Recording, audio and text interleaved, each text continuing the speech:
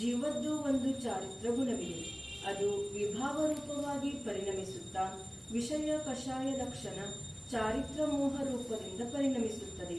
ಆಗ ಅದಕ್ಕೆ ಬಹಿರಂಗ ನಿಮಿತ್ತವು ಚಾರಿತ್ರ ಮೋಹ ರೂಪದಿಂದ ಪರಿಣಮಿಸುವ ಪುದ್ಗಲ ಪಿಂಡದ ಉದಯವಿದೆ. ವಿಶೇಷವು ಈ ಪ್ರಕಾರವಿದೆ. ಉಪಶಮ ಶಪಣದ ಕ್ರಮವು ಹೀಗಿದೆ. ಮೊದಲು ಮಿಥ್ಯಾತ್ವ ಕರ್ಮದ ಉಪಶಮವಾಗುತ್ತದೆ ಅಥವಾ ಶಪಣ ಅಂದರೆ ಕ್ಷಯವಾಗುತ್ತದೆ. ಅದರ ನಂತರ ಚಾರಿತ್ರ ಮೋಹದ ಉಪಶಮವಾಗುತ್ತದೆ ಅಥವಾ ಶಪಣವಾಗುತ್ತದೆ. ಆದುದರಿಂದ ಸಮಾಧಾನವು ಹೀಗಿದೆ.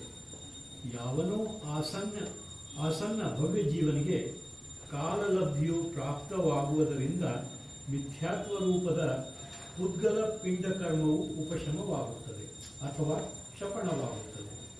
ಹೀಗೆ ಆದ ಮೇಲೆ ಜೀವನು ಸಮ್ಯಕ್ತ್ವ ಗುಣರೂಪವಾಗಿ ಪರಿಣಮಿಸುತ್ತಾನೆ.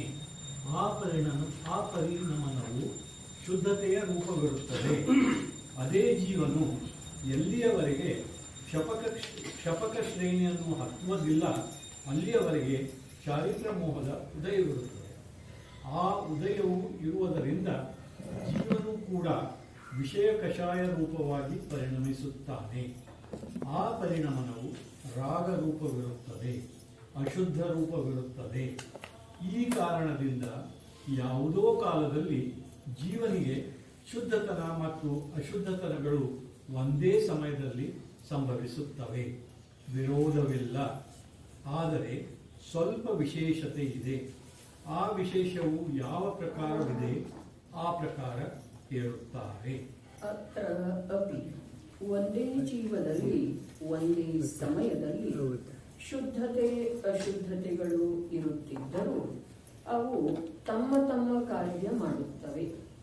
ಯತ್ಕರ್ಮ ಅವಶತಃ ಬಂಧಾಯ ಸಮುಲ್ಲಸತಿ. ಎಷ್ಟು ಕರ್ಮ ದ್ರವ್ಯರೂಪ ಭಾವರೂಪ ಅಂತರ್ಜಲ್ಪ ಬಹಿರ್ಜಲ್ಪ ರೂಪ ಸೂಕ್ಷ್ಮ ಸ್ಥೂಲ ರೂಪ ಕ್ರಿಯೆಗಳಿವೆ, ಅವುಗಳಿಂದ ಅವಶತಃ ಸಮ್ಯಕ್ ದೃಷ್ಟಿ ಪುರುಷನು ಸರ್ವಥಾ ವಿರಕ್ತನಿರುತ್ತಾನೆ. ಆದರೆ ಚಾರಿತ್ರ ಮೋಹ ಕರ್ಮದ ಉದಯದಲ್ಲಿ ಬಲವಂತತೆಯಿಂದ ಆಗುವಂಥ ಬಂಧಾಯ ಸಮುಲ್ಲಸತಿ.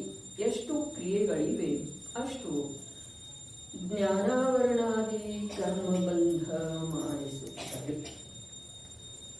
ಸಂವರ ನಿರ್ಜರೆಗಳನ್ನು ಅಂಶ ಮಾತ್ರವೂ ಮಾಡುವುದಿಲ್ಲ.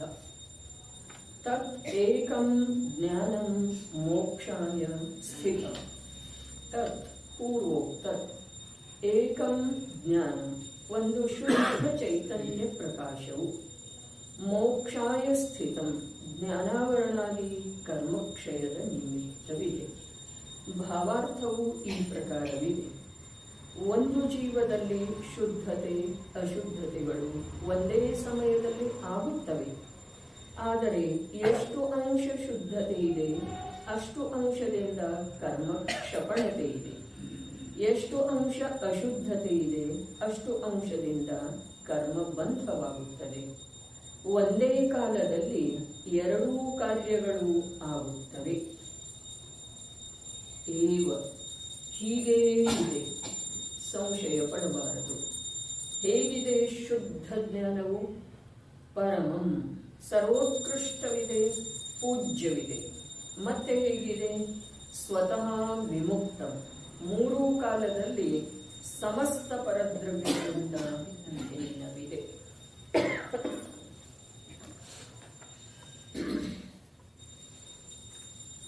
ಇಡೀ ಶ್ಲೋಕದ ತುಂಬೆಲ್ಲ ಆಚಾರ್ಯ ದೇವರ ಯಾವ ಜ್ಞಾನದ ಪರಿಣಮನ ಇದೆ ಅಥವಾ ಜ್ಞಾನದ ಕಾರ್ಯ ಇದೆ, ಆ ಜ್ಞಾನದ ಕಾರ್ಯದ ಕಡೆಗೆ ನಮ್ಮ ಲಕ್ಷ್ಯವನ್ನ ಆಕರ್ಷಿತಗೊಳಿಸುವಂಥ ಒಂದು ಮಹಾನ್ ಕ್ರಿಯೆಯನ್ನ ಸಾಧಿಸಿದ್ದಾರೆ. ಸ್ವಯಂ ಜ್ಞಾನ ಸ್ವಭಾವಿ ಇದ್ರನು ಕೂಡ, ಜ್ಞಾನ ನನ್ನ ಸುಖದ ಕಾರಣ ಇದ್ರನು, ಜ್ಞಾನ ಸ್ವಯಂ ಸುಖರೂಪ ಇದ್ರನು ಕೂಡ ನನ್ನ ಲಕ್ಷ್ಯ ನಿರಂತರ ಸೂಕ್ಷ್ಮ ಸ್ಥೂಲ ಅಂತರಂಗ ಬಹಿರಂಗ ಜಲ್ಪಗಳ ಮೇಲೆಯೇ ಇದೆ. ಸಮ್ಯಕ್ ದೃಷ್ಟಿ ಜೀವ ಆ ಕ್ರಿಯೆಗಳನ್ನ ಮಾಡ್ತಾ ಇರ್ತಾನೆ. ಅದನ್ನ ನೋಡಿ ನೀನು ಆ ಕ್ರಿಯೆಯೊಳಗೆ ಉಳಿಬೇಡಪ್ಪ ಅನ್ನುವ ಮಾತು ಇದೆ. ಸಮ್ಯಕ್ ದೃಷ್ಟಿ ಜೀವ ಆ ವ್ರತ, ದಯೆ, ತಪ, ಸಂಯಮ ಮೊದಲಾದ ಕ್ರಿಯೆಗಳನ್ನು ಮಾಡ್ತಾ ಇರ್ತಾನೆ. ಬಾಹ್ಯದೊಳಗೆ ಕಂಡು ಬರುವ ಹಾಗೆ ಕ್ರಿಯೆ ಇದ್ದಾವೆ. ಅಂತರಂಗದೊಳಗ ಸೂಕ್ಷ್ಮ ಅಂತರ್ಜಲ್ಪನೂ ಇದೆ. ಆದರೆ ಸಮ್ಯಕ್ ದೃಷ್ಟಿಗೆ ಕೂಡ ಅದರಿಂದ ಜ್ಞಾನಾವರಣಾದಿ ಕರ್ಮದ ಬಂಧ ಆಗಿದೆ ಅಂತ ಹೇಳ್ತಾ ಇದ್ದಾರೆ. ಜ್ಞಾನಾವರಣಾದಿ ಅವೇನದವು? ಘಾತಿ ಕರ್ಮದವು. ಯಾಗದವು ಅವುಗಳ ರೂಪ ಪಾಪ. ಇನ್ನೇನು ಹೇಳೋದು ಬಾಕಿ ಉಳಿದೆ. ವಸ್ತು ಸ್ವರೂಪ ಇಷ್ಟು ಸುಂದರ ಇದೆ, ಸ್ಪಷ್ಟ ಇದೆ. ಜ್ಞಾನಿ ಗುರುಗಳ ಅದನ್ನ ಸ್ಪಷ್ಟಪಡಿಸುವ ಉದ್ಯಮದೊಳಗೆ ಸ್ವಲ್ಪ ಕೂಡ ಯಾವ ಕಸರು ಇಟ್ಟಿಲ್ರಿ. ಆದ್ರೂ ಕೂಡ ಅಜ್ಞಾನಿ ಅದನ್ನು ಸ್ವಲ್ಪ ಕೂಡ ನಂಬುತ್ತಾ ಇಲ್ಲ, ಅದರ ಬಗ್ಗೆ ವಿಚಾರ ಮಾಡ್ತಾ ಇಲ್ಲ. ವಿಚಾರ ಶಕ್ತಿ ಪ್ರಾಪ್ತಾಗಿ ಪ್ರಯೋಜನ ಇದೆ. ವಿಚಾರ ಇದರದೇ ಮಾಡೋದಿದೆ. ಯಾವುದರ್ಧ ಮಾಡೋದಿದೆ? ಯಾವ ಅಂತರಂಗದೊಳಗ ಶುಭಾಶುಭ ವಿಕಲ್ಪಗಳ ಉತ್ಪನ್ನ ಆಗ್ತಾ ಇದಾವೆಯೋ, ಶುಭಾಶುಭ ವಿಕಲ್ಪದ ಅನುಸಾರ ಮನವಚನ ಕಾಯದ ಯಾವ ಬಾಹ್ಯ ಕ್ರಿಯೆಗಳಾಗ್ತಾ ಇದ್ದಾವೆ, ಅವು ಎಲ್ಲದರಿಂದ ಜ್ಞಾನ ಅಸ್ಪೃಷ್ಟ ಇದೆ. ಆ ಜ್ಞಾನವೇ ನಾನಿದ್ದೇನೆ. ಈ ಅಂತರಂಗ ಜಲ್ಪ ರೂಪದ ಶುಭಾಶುಭ ಪರಿಣಾಮನು ನಾನಲ್ಲ. ಈ ಮನವಚನ ಕಾಯಗಳಿಂದ ಆಗುವಂತ ಪ್ರವೃತ್ತಿ ಏನಿದೆ ಅದ ದ್ರವ್ಯ ಸಾಪೇಕ್ಷ ಕೂಡ ನಾನಲ್ಲ. ಮತ್ತು ಅದರಿಂದ ಯಾವುದೇ ಲಾಭ ನನಗ ಆಗೋದು 3 ಕಾಲದಲ್ಲಿ ಸಾಧ್ಯ ಇಲ್ಲ. ಇನ್ನು ಅದೆಲ್ಲವೂ ಇರುವೆಳದೊಳಗೆ ಅಂತರಂಗ ಅಂದ್ರ ಬಹಿರಂಗ ಅಂದ್ರ, ಸೂಕ್ಷ್ಮ ಅಂದ್ರ ಸ್ಥೂಲ ಅಂದ್ರ, ಅಂತರ್ಜಲ್ಪ ಅಂದ್ರ ಬಹಿರ್ಜಲ್ಪ ಅಂದ್ರ. ಇನ್ನೇನ್ ಹೇಳೋದಿದೆ? ಅದೆಲ್ಲ ಶರೀರ ಮನವಚನ ಕಾಯಕ್ಕಂತೂ ಬರೋದನ್ನೇ ಇಲ್ರಿ. ಬಾಕಿ ಇರ್ಲಿ, ಸ್ಥೂಲ ಇರ್ಲಿ, ಏನೇ ಇದ್ರೂ ಕೂಡ ಅದು ಮನವಚನ ಕಾಯಕ್ಕೆ ಬರೋದಿಲ್ಲ. ಅದು ಪರಿಣಾಮ, ಪ್ರಕಟ ಪರಿಣಾಮಕ್ಕೆ ಬರ್ತಿದೆ. ಜಲ್ಪ ಅರ್ಥಾತ್ ಅಭೇದ ರೂಪದ ಆ ಪರಿಣಮನ. ಯಾವ ಪರಿಣಮನ? ಕ್ರಿಯಾರೂಪದ ಪರಿಣಮನ. ಪರಿಣಾಮದೊಳಗ ಆಸಕ್ತಿ, ಪರಿಣಾಮದೊಳಗ ತನ್ನತನ, ಸಮಯದ ಭೇದ ಅದರಲ್ಲೇ ಇದ್ರೂ ಕೂಡ ಅದು ಅಭೇದವಾಗಿ ಕಂಡು ಬರೋದು. ಯಾವಾಗ ಕಂಡು ಬರ್ತಿದೆ ಅಭೇದವಾಗಿ? ಅದರೊಳಗೆ ಜ್ಞಾನ ತಲ್ಲೀನಾದ ನಂತರ ಅದು ಅಭೇದ ಕಂಡು ಬರ್ತಿದೆ. ಜ್ಞಾನದೊಳಗೆ ನಿಂತ ನಂತರ ಆ ಜ್ಞಾನಕ್ಕೆಷ್ಟು ಸೂಕ್ಷ್ಮತೆ ಇದೆಯಲ್ಲ, ಪರಿಣಾಮದ ಭೇದವನ್ನು ಅದು ತಿಳಿತಿದೆ. ಛದ್ಮಸ್ತನ ಜ್ಞಾನ ತಿಳಿತಿದೆ. ಕೇವಲ ಜ್ಞಾನಿಯ ಜ್ಞಾನ ತಿಳಿಯುವ ಮಾತು ಹೇಳ್ತಾ ಇಲ್ಲ. ಛದ್ಮಸ್ತನ ಜ್ಞಾನದ ಪರಿಣಾಮ, ಜ್ಞಾನದ ಸಾಮರ್ಥ್ಯ ಇಷ್ಟಿದೆ. ಈ ಸಮಯದ ಪರಿಣಾಮವನ್ನ ಅದು ತಿಳಿತಿದೆ. ತಿಳಿಯದೇ ಹೋದ್ರ ಛದ್ಮಸ್ತ ಕೇವಲಿರಾಗತ್ತೆ. ತಿಳಿಯದೇ ಹೋದ್ರ ಆ ಪರಿಣಾಮದೊಳಗ ಪರಿಣಾಮ ಕೂಡ ಪೂರ್ಣ ರೂಪದಿಂದಲ್ಲ. ಪರಿಣಾಮ ಕೂಡ ಒಂದು ಸಮಯದ ಪರಿಣಾಮದೊಳಗೂ ಕೂಡ ಯಾವ ಆಂಶಿಕ ಅಶುದ್ಧತೆ ಉಳ್ಕೊಂಡಿದೆಯಲ್ಲ ಅದನ್ನು ಕೂಡ ಛದ್ಮಸ್ಥನ ಸಮ್ಯಕ್ ಜ್ಞಾನ ನೋಡ್ತೀವಿ. ಆದ್ರ ಆ ಜ್ಞಾನಕ್ಕ ಈ ಜೀವ ಅನಾದಿ ಕಾಲದಿಂದ ಸ್ಥೂಲ ಕಾರ್ಯ ಒದಗಿಸಿದಂತೆ ಅಂಥೇಳಿ ಅದನ್ನೇ ಮಾಡ್ಕೊಂತ ಅದಕ್ಕೆ ರೂಢಿಯಾಗಿದ್ದೀರಿ. ಅದಕ್ಕೆ ಸೂಕ್ಷ್ಮ ಕಾರ್ಯ ಮಾಡೋದ ಪರಿಚಯನೇ ಇಲ್ಲ, ರೂಢಿನ ಮಾಡ್ಕೊಳ್ತಾ ಇಲ್ಲ. ಆಗಮದೊಳಗೆ ಹೇಳಿದ್ರನು ಕೂಡ, ಜ್ಞಾನಿಗಳು ಮಾಡಿ ತೋರಿಸಿದ್ರನು ಕೂಡ ಅದರ ಫಲವನ್ನ ಸಾಕ್ಷಾತ್ ಪ್ರಾಪ್ತ ಮಾಡಿಕೊಂಡದ್ದನ್ನ ನಾವು ಕಣ್ಣಾರೆ ಇಂದ್ರಿಯ ಜ್ಞಾನದ ಮೂಲಕ ನೋಡಿದ್ರನು ಕೂಡ ಅದರ ಮೇಲೆ ವಿಶ್ವಾಸನ ಮಾಡ್ತಾ ಇಲ್ಲ. ಆ ಪ್ರಯೋಗ ಆಂತರ್ಯದಲ್ಲಿ ಮಾಡ್ತಾನೂ ಇಲ್ಲ. ನಮ್ಮ ಜ್ಞಾನದ ಚತುರತೆ ಏನಿದ್ರ ಬರೀ ಹೊರಗಡೆ ಜಡ ಪದಾರ್ಥದೊಳಗೆ ಏನೂ ಅವಶ್ಯಕ ಇಲ್ಲ ಅಲ್ಲಿ ನಮ್ಮ ಜ್ಞಾನದ ಚತುರತೆ ಇದ್ದ. ಆದ್ರೆ ಈ ಜ್ಞಾನ ಆ ಬಾಹ್ಯದ ಜೊತೆಗಿನ ಆ ಪರದ ಜೊತೆಗಿನ ಆ ಪುದ್ಗಲ ಅಚೇತನದ ಜೊತೆಗಿನ ಅನಾದಿ ಕಾಲದಿಂದ ಸಂಗತಿ ಮಿತ್ರತ್ವ ಮಾಡಿ ಅದರಲ್ಲಿನ ಎಷ್ಟೋ ಪ್ರಕಾರದಿಂದ ಹಾನಿಯಾದ್ರೂ ಕೂಡ ಅಲ್ಲೇ ರಮಿಸ್ತಾ ಇದ್ದೀರಿ. ಹಾನಿಯನ್ನು ಕೂಡ ತಿಳಿಯುವುದಿಲ್ಲ. ದ್ರವ್ಯಲಿಂಗಿ ತಿಳಿಯುವುದಿಲ್ಲ. ನಾವು ದ್ರವ್ಯಲಿಂಗಿನ ಅಂತ ಹೇಳಿ ತಿಳ್ಕೊಳ್ಳೋರಿ. ದ್ರವ್ಯಲಿಂಗಿ ಅಂದ್ರೆ ಏನಿದೆ ರೀ? ದ್ರವ್ಯಲಿಂಗಿ ಅಂತಂದ್ರೆ ವಸ್ತ್ರಾದಿಗಳನ್ನ ಬಿಟ್ಟಿದ್ದ ನಿವೃತ್ತ ರೂಪದ ಪರಿಣಾಮ ಇದೆ ರೀ. ನೋಡ್ರಿ ವಿಜಯಣ್ಣ ಮಾತು ಹೀಗಿದೆ. ವಿಷಯ ಐತಿರ್ಲಿ, ಅಕ್ರಾಂಗ ನವಪೂರ್ವದ ಜ್ಞಾನ ಐತಿ, ಸಂಪೂರ್ಣ ಶುಭ ಶುಭ ಶುಭ ಪರಿಣಾಮ ಇದಾವೆ. ಆದ್ರ ಅವು ಎರಡೂ ಬಹಿರ್ಜನ್ಮದವ್ರೆ, ಅವು ಎರಡೂ ಸ್ಥೂಲದವ್ರೆ ಅಣ್ಣ. ನೋಡ್ರಿ ಹಿಂದಿನ 2 ಕಲಶದ ಹಿಂದೆ ಸ್ಪಷ್ಟ ಹೇಳಿದ್ರು, ವಿಷಯ ಕಷಾಯಗಳ ಹಾಗೆಯೇ ಏನೈತಿ ಈ ಶುಭ ಕ್ರಿಯೆ ಕೂಡ ತ್ಯಾಗ. ಶುಭ ಕ್ರಿಯೆ ಶುಭ ಪರಿಣಾಮ ಎಲ್ಲ ಏನ್ ಹೇಳ್ತಾ ಇದ್ದಾರೆ ಇಲ್ಲಿ? ಚರಮಸೀಮೆಯನ್ನ ತಲುಪಿದ್ದಾರೆ. ಏನ್ ಹೇಳ್ತಾ ಇದ್ದಾರೆ? ಸಮ್ಯಕ್ ದೃಷ್ಟಿಯಲ್ಲೇ ಯಾವ ವ್ರತರೂಪದ ಪರಿಣಾಮ ಇದೆಯೋ, ಅರ್ಥಾತ್ ಅದನ್ನ ಕಷಾಯ ಅಂತಾರೆ. ವ್ರತ ರೂಪದ ಪರಿಣಾಮ ಏನಿದೆ, ಸಂಯಮ ರೂಪದ ಪರಿಣಾಮ ಏನಿದೆ, ಅದು ಕಷಾಯ ಇದೆ. ಅದರಿಂದ ಏನಾಗ್ತಿದೆ? ಜ್ಞಾನಾವರಣಾದಿ ಕರ್ಮದ ಬಂಧ ಆಗ್ತಿದೆ. ಯಾವುದ ಸ್ವಭಾವ ಇದೆ, ಜೀವದ ಅಸಾಧಾರಣ ಸ್ವಭಾವ ಇದೆ, ಅದರ ಮೇಲೆ ಆವರಣ ಬರುವಂತಹ ಕಾರ್ಯ ಸಮ್ಯಕ್ ದೃಷ್ಟಿಯ ಆಂಶಿಕ ಅಶುದ್ಧತೆಯೊಳಗಿದೆ. ಹಾಗಾದ್ರೆ ಮಿಥ್ಯಾ ದೃಷ್ಟಿಯ ಶುದ್ಧತೆನೇ ಇಲ್ಲಲ್ಲ. ಮಿಥ್ಯಾ ದೃಷ್ಟಿಯ ಯಾವ ಪರಿಣಮನ ಇದೆ, ಅಶುದ್ಧ ಪರಿಣಮನ ಇದೆ, ಆ ಅಶುದ್ಧ ಪರಿಣಮನದಿಂದ ಜ್ಞಾನಾವರಣಾದಿ ಕರ್ಮಗಳದ್ದು ಬಂಧ ಆಗೋದ ಅನಿವಾರ್ಯ ಇದೆಯೋ, ಅಥವಾ ಅದರಲ್ಲಿ ಏನಾದರೂ ಸಂಶಯ ಇದೆ ರೀ? ಅನಿವಾರ್ಯ ಇದೆ ರೀ, ನಿಶ್ಚಿತವಾಗಿ ಆಗ್ತಿದೆ. ಮತ್ತು ಶುಭ ಕರ್ಮದ ಬಂಧ ಯಾವಾಗ ಆಗ್ತಿದೆ? ಅರೇ ನೀನು ಶುಭ ಯಾವುದಕ್ಕಂತಿ? ನಿನ್ನೆ ರತ್ನಕರಂಡ ಶ್ರಾವಕಾಚಾರದ ಶ್ಲೋಕದೊಳಗೆ ಏನು ಬಂತು? ಯಾವುದರಿಂದ ನಿರಂತರ ಆಶ್ರವ ಆಗ್ತಾ ಇದೆಯೋ ಆ ವೇಳೆದೊಳಗ ಒಂದಿಷ್ಟು ನಿನಗೆ ಅನುಕೂಲವಿರುವಂತಹ ಧನದ ಪ್ರಾಪ್ತಿಯಾದ್ರ ಅದರಿಂದ ನಿನಗೇನಾಯ್ತು? ನಿರಂತರ ಕರ್ಮದ ಆಶ್ರವ ಆಗ್ತಾ ಇದೆ. ಅಂಥ ಸಮಯದೊಳಗ ಧನಾದಿಗಳು ಬರ್ತಾ ಇದ್ರೆ ಅದರಿಂದ ನಿನಗೇನಾಗ್ಬೋದು? ಯಾವ ಕರ್ಮದ ಆಶ್ರವ ಆಗ್ತಾ ಇದೆ? ಯಾವ ಕರ್ಮದ? ಘಾತಿ ಕರ್ಮಗಳದ್ದು. ಯಾರಿಗೆ? ಯಾರಿಗೆ? ಪಂಚಮಗುಣ ಸ್ಥಾನಾವರ್ತಿ ಕಥನ ಇದೆ ಅಲ್ಲಿ. ನಮ್ಮಂಥ ಅಜ್ಞಾನಿಗಳದ್ದು ಕಥನ ಇಲ್ರಿ. ಅನ್ಯ ಸಂಪದ ಕಿಂ ಪ್ರಯೋಜನ ಯದಿ ಪಾಪ ನಿರೋಧೋ. ಒಂದು ವೇಳೆ ಪಾಪದ ನಿರೋಧ ಆಗಿತ್ತಪ್ಪ ಅಂತಂದ್ರೆ ನಿನಗೆ ಅನ್ಯ ಸಂಪದ ಬೇಕಿಲ್ಲ. ಒಂದು ವೇಳೆ ನಿನ್ನಲ್ಲಿ ನಿರಂತರ ಪಾಪ ಬರ್ತಿತ್ತು. ಪಾಪ ಅಂತಂದ್ರೆ ಏನ? ಪಾಪ ಅರ್ಥಾತ್ ಘಾತಿ ಕರ್ಮ.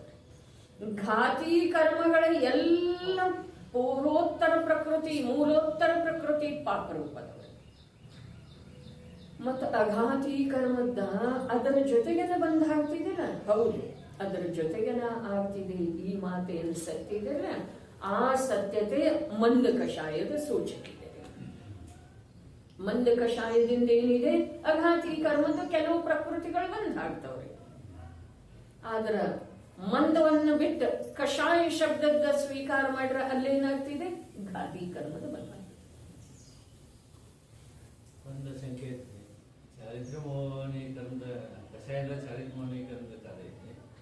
ಮತ್ತೆ ಸಮ್ಯಕ್ ದೃಷ್ಟಿಗೆ ದರ್ಶನ ಮೋಹನೀಯದ್ದು ಬಂದೇ ಆಗಿರ್ತದೆ. ದರ್ಶನ ಮೋಹನೀಯದ್ದು ಹೇಳಿಲ್ರಿ, ಜ್ಞಾನಾವರಣೀಯ.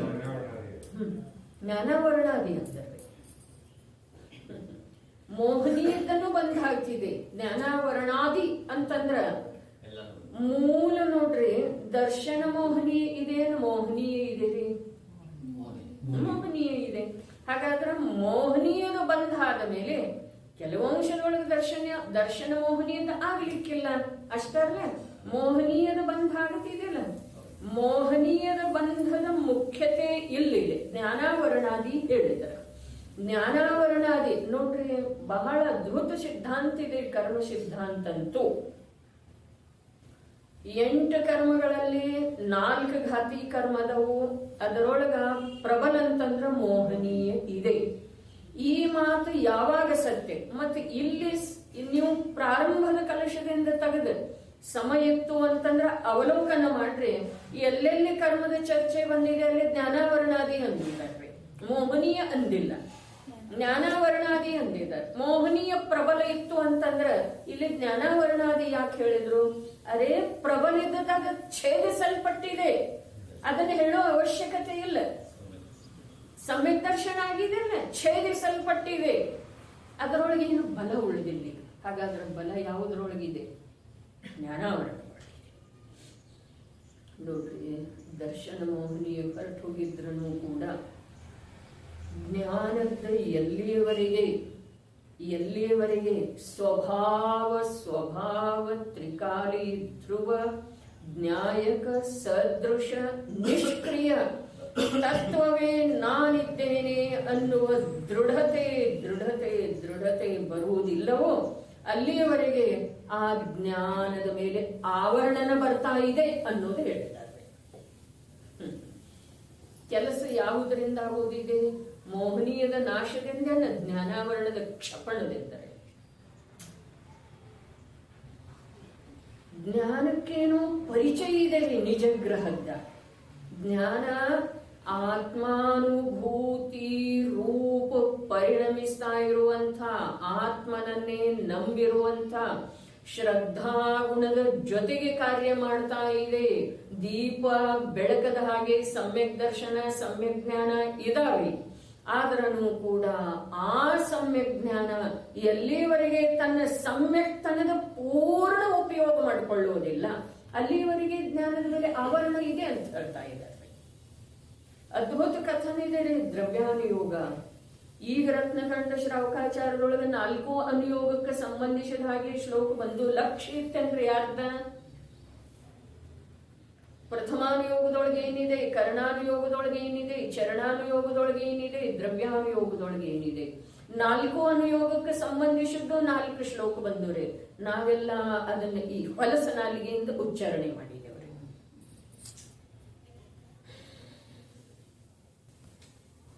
ಹೊಲಸ ಯಾಕ?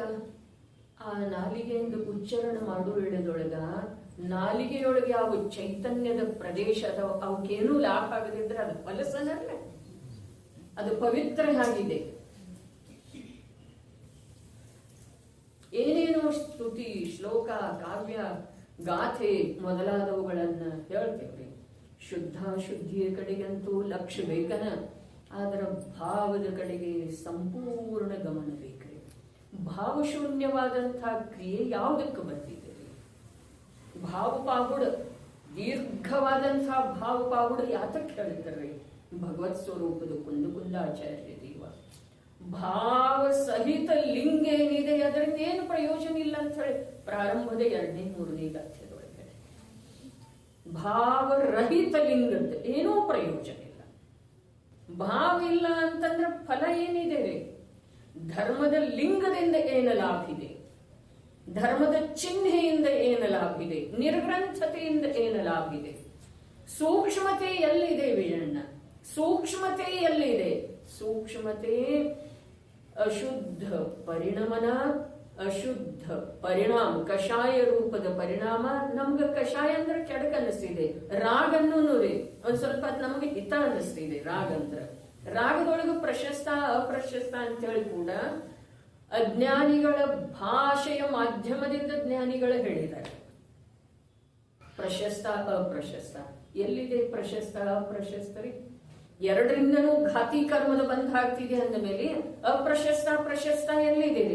ಇನ್ನು ಅಘಾತಿ ಬಂಧದೊಳಗೆ, ಅಘಾತಿ ಕರ್ಮ ಪ್ರಕೃತಿಯೊಳಗೆ ಕೆಲವು ಪುಣ್ಯ ಪ್ರಕೃತಿ ಇದಾವೆ, ಅದರಿಂದ ಲಾಭ ಏನಾಗ್ತಿದೆ?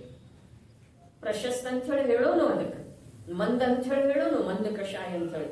ಈಗ ಹೇಳ್ತಲ್ಲ ಮಂದ ಕಷಾಯ, ಸಮ್ಯಕ್ ದೃಷ್ಟಿಯ ಕಷಾಯ ಆಗಿರ್ತಿದೆ, ಮಂದ ಇರ್ತಿದೆ. ಯಾರ್ದ? 4ನೇದವಂದನು, 5ನೇದವಂದನು, 6ನೇದವಂದನು ಮಂದ ಇರ್ತಿದೆ ರೀ.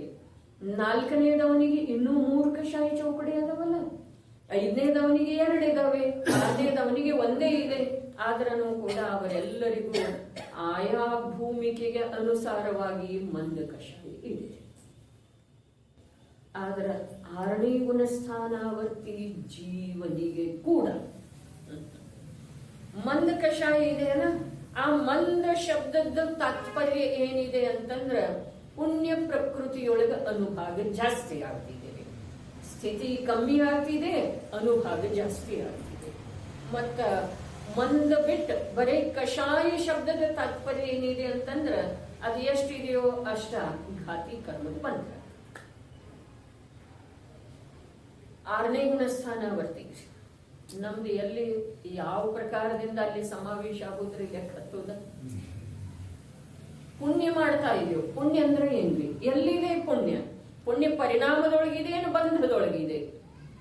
ಪುಣ್ಯ ಬಂಧಯೋಗ್ಯ ಪರಿಣಾಮದ ಅಂಶಕ್ಕೆ ಹೇಳಿದಾರೋ ಅಥವಾ ಆತ್ಮ ಸ್ವಭಾವದ ಕಡೆಗೆ ಯಾವುದು ಆಕರ್ಷಿತ ಇದೆ, ಉದ್ಯಮಶೀಲ ಇದೆ, ಆ ಪರಿಣಾಮದ ಅಂಶಕ್ಕೆ ಹೇಳಿದ್ದಾರೆ. ಒಂದು ಪರಿಣಾಮದೊಳಗೆ 2 ಅಂಶ ಅದಾವ ನೋಡ್ರಿ.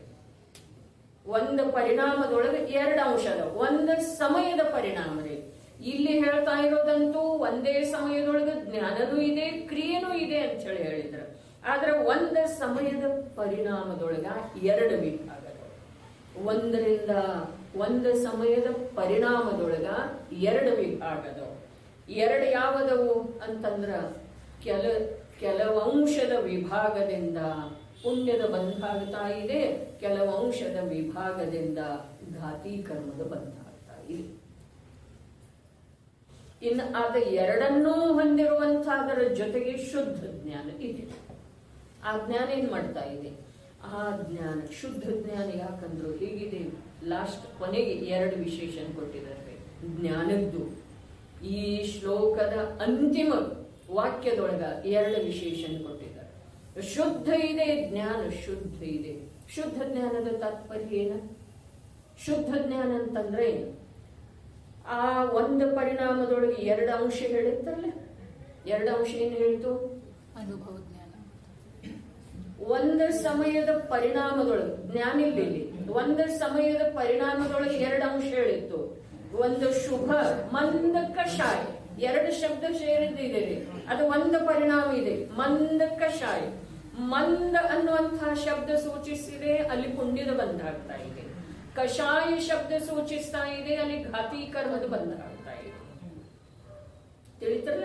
ಹಾಗಾದ್ರೆ ಈ ಮಂದ ಅನ್ನುವಂಥದ್ದು ಯಾವ ಅಂಶ ಇದೆಯೋ ಒಂದು ಪರಿಣಾಮದೊಳಗ, ಅದರಿಂದ ಯಾವ ಪುಣ್ಯದ ಬಂಧ ಆಗ್ತಾ ಇದೆಯೋ ಅದರ ಕುರಿತು ಯಾವ ಪ್ರಕಾರದಿಂದ ಅಪನತ್ವ ಅಥವಾ ಇಷ್ಟದ ಮನ್ನಣೆ ಜ್ಞಾನದೊಳಗೆ ಇಲ್ಲ. ಯಾವುದರಿಂದ ಘಾತಿ ಕರ್ಮದ ಬಂಧ ಆಗ್ತಾ ಇದೆಯಲ್ಲ, ಕಷಾಯ ಅನ್ನುವಂತಹ ಅಂಶ, ಅದರ ಕುರಿತು ಯಾವ ದ್ವೇಷ ಪರಿಣಾಮ ಇಲ್ಲ. ಅನಿಷ್ಟವೆನ್ನುವುದ ಜ್ಞಾನದೊಳಗೆ ಬೋಧ ಆಗ್ತಾ ಇಲ್ಲ. ಅದಕ್ಕೆ ಶುದ್ಧ ಜ್ಞಾನ ಅಂತಾರೆ. ಒಂದು ಸಮಯದ ಪರಿಣಾಮದೊಳಗ ಪುಣ್ಯ ಪ್ರಕೃತಿ ಬಂಧ ಯೋಗ್ಯನೂ ಅಂಶ ಇದೆ, ಘಾತಿ ಕರ್ಮ ರೂಪದ ಪಾಪ ಪ್ರಕೃತಿ ಬಂಧ ಯೋಗ್ಯ ಅಂಶನೂ ಇದೆ. ಆದ್ರೆ ಅವು 2ನ್ನೂ ತಿಳಿಯುವಂತಹ ಸಮ್ಯಕ್ ಜ್ಞಾನ. ಅದಕ್ಕೆ ಸಮ್ಯಕ್ ಯಾಕಂದ್ರು ಅಂತಂದ್ರೆ ಅವು 2ರಲ್ಲೇ ಭೇದ ಅದ ಮಾಡ್ತಾ ಇಲ್ಲ. ಒಂದು ಸಮಯದ ಪರಿಣಾಮದೊಳಗೆ 2 ಪ್ರಕಾರ ಅದಾವು. ಅಲ್ಲಿ ಭೇದ ಮಾಡದೆ ಇರುವಂತದ್ದು ಯಾವ ಜ್ಞಾನ ಇದೆಯಲ್ಲ, ಅದು ಸಮ್ಯಕ್ ಜ್ಞಾನ ಇದೆ, ಅದು ಶುದ್ಧ ಜ್ಞಾನ ಇದೆ. ಒಂದು ಸಮಯದ ಪರಿಣಾಮ ಪಾಪ ರೂಪ ಇದೆ, ಒಂದು ಸಮಯದ ಪರಿಣಾಮ ಪುಣ್ಯ ರೂಪ ಇದೆ. ಅವುಗಳಲ್ಲೇ ಭೇದ ಮಾಡ್ತಾ ಇಲ್ಲ. ಇದು ಸಮ್ಯಕ್ ಜ್ಞಾನ ಅಂದ್ರೆ ತಿಳಿದ್ರೆ ಅದು ಆಗಮ ಜ್ಞಾನ ಇದೆ ಅನ್ನೋನು. ಅದು ಆಗಮ ಜ್ಞಾನ ಇದೆ ರೀ. ಒಂದ್ ಸಮಯದ ಪರಿಣಾಮ ನಮಗೆ ಸಮಯದಂತೂ ಗೊತ್ತಾಗುವುದಿಲ್ಲ. ಹೋಗ್ಲಿ, ಅನೇಕ ಸಮಯದ ಶರೀರ ಗೊತ್ತಾಗ್ತಿದಿಲ್ಲ. ಇದು ಪಾಪ ಪರಿಣಾಮ ಇದೆ ಅಥವಾ ಇದು ಅಶುಭ ಇದೆ, ಇದು ಕಷಾಯ ರೂಪ ಇದೆ. ನೋಡ್ರಿ, ಪ್ರತಿಯೊಂದು ಜೀವಕ್ಕ ಇಲ್ಲಿ ಕೂತಿರುವಂತವ್ರದ್ದು ಹೇಳ್ತಾ ಇದ್ದೀನಿ, ವಿಶ್ವದವ್ರದ್ದೆಲ್ಲ ಹೇಳ್ತಾ ಇಲ್ಲ. ಇಲ್ಲಿ ಕೂತಿರುವಂತಹ ಪ್ರತಿಯೊಂದು ಜೀವಕ್ಕ ನನ್ನ ಪರಿಣಾಮ ಅಯೋಗ್ಯ ಇದೆಯೋ ಅಥವಾ ಸಮಾಧಾನಕಾರಕ ಇದೆ ಅನ್ನೋದು ಪ್ರತಿಯೊಬ್ಬರಿಗೂ ತಿಳಿತಿದೆ. ಪ್ರತಿ ಸಮಯದ ತಿಳಿದಿದ್ರೆ ಇರ್ಲಿ, ಹೌದಾ ಅಥವಾ ಇಲ್ಲ? ಇವೆರಡೂ ಹೇಗೆ ಅಂತರಕ್ಕೆ ಹೋಗ್ತದೆ? ಯಾವುದು ಇಲ್ಲ, ಹೇಯನೂ ಇಲ್ಲ, ಹೇಯನೂ ಇಲ್ಲ. ನೋಡ್ರಿ, ಮಾತು ಹೀಗಿದೆ ರೀ. ಪ್ರಶ್ನೆ ಬಹಳ ಸುಂದರ ಇದೆ.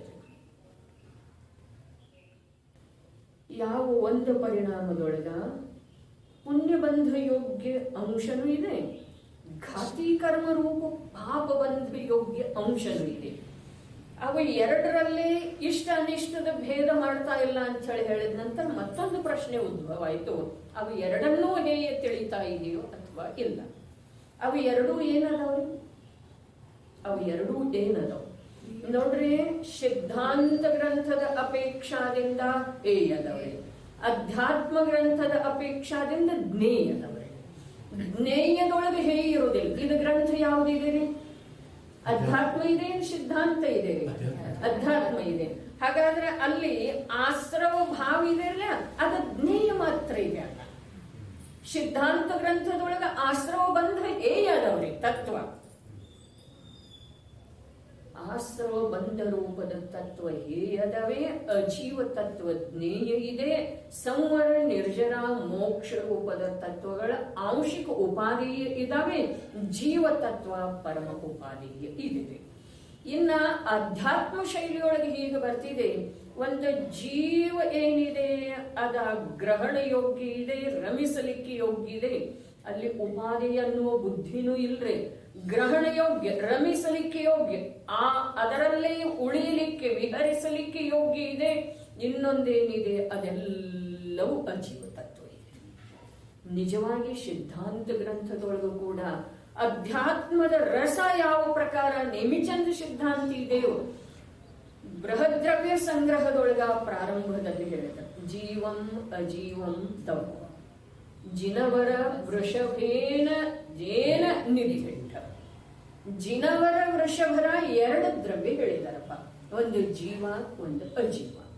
ಹಾಗಾದ್ರೆ ತತ್ವ ಎಷ್ಟು ಹೇಳಿದರು? ತತ್ವ ಎಷ್ಟು ಹೇಳಿದಾರ್ರಿ? ತತ್ವ 7 ಹೇಳಿದಾರೋ ಏನು 9 ಹೇಳಿದಾರೋ ಏನು?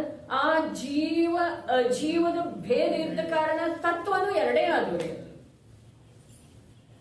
ಇದು ಆಗಮ ವಿರುದ್ಧ ಕಥನಲ್ಲ, ಆಗಮದೊಳಗಿಂದ ಗ್ರಹಣ ಮಾಡಲಿಕ್ಕೆ ಯೋಗ್ಯವಾದಂತಹ ಸಾರಭೂತ ವಿಷಯ ಇದೆ.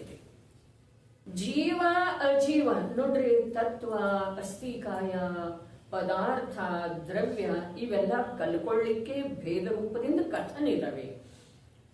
ಅಧ್ಯಾತ್ಮ ಶೈಲಿಯೊಳಗೆ ನೋಡಿದರ ಆಗಮದ ಗ್ರಂಥದೊಳಗೆ, ಸಿದ್ಧಾಂತದ ಗ್ರಂಥದೊಳಗೂ ಕೂಡ ಅಧ್ಯಾತ್ಮವನ್ನ ಈ ಪ್ರಕಾರ ಪ್ರಾರಂಭದಲ್ಲೇನ ಪ್ರಸ್ಫುಟಿತ ಮಾಡಿದರೆ ನೇಮಿಚಂದ್ರ ಸಿದ್ಧಾಂತಿ ದೇವ. ಜೀವಮ ಜೀವಂ ತವ್ವ.